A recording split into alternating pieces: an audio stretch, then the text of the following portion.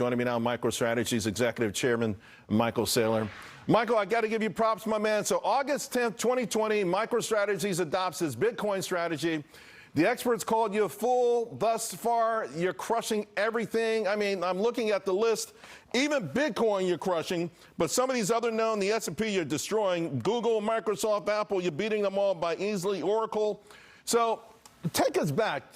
Take us back to when you made this decision. You knew you would be ridiculed. Why did you do it?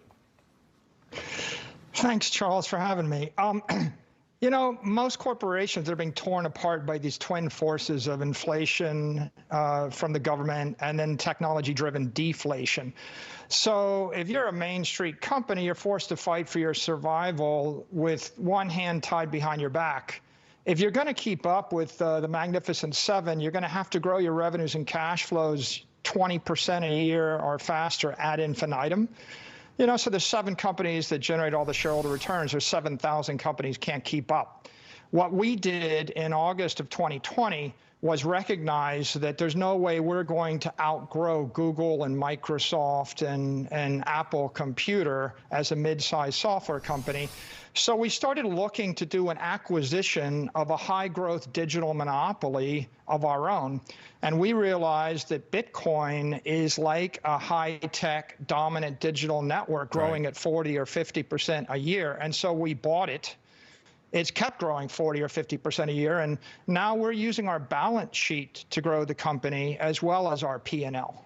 Let's talk about the business side of it, the AI side of it. It's all the rage, obviously. What is MicroStrategy's doing with respect to artificial intelligence? You know, we're the first BEI company to incorporate artificial intelligence into our product. And so we're feeding it to our customers. They love it. It allows them to build applications faster, and it gives them answers faster.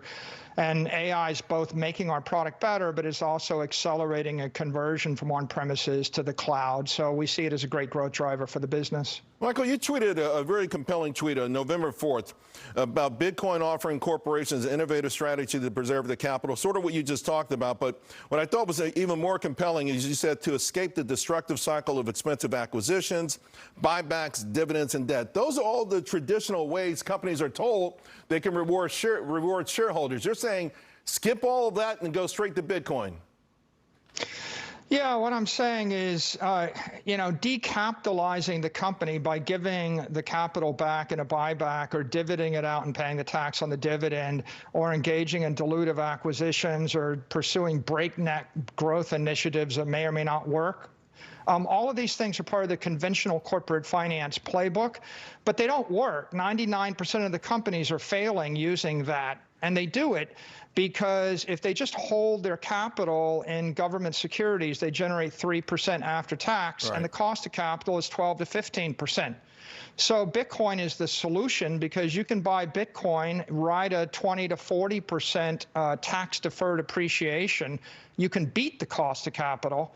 And pretty soon, you're firing on all cylinders because your balance sheet is generating investor returns as well as your P&L. Before I let you go, Bitcoin on a tear right now. What do you think, over the next year, what could be some of the drivers that take it higher? Look, the supply and demand are in balance right now, but after the halving in April, the supply gets cut in half, and after the set of spot ETFs come online, the demand's got at least double.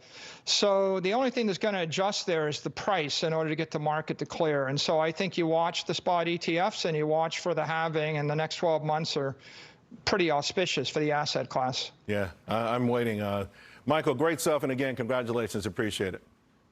Thank you, Charles.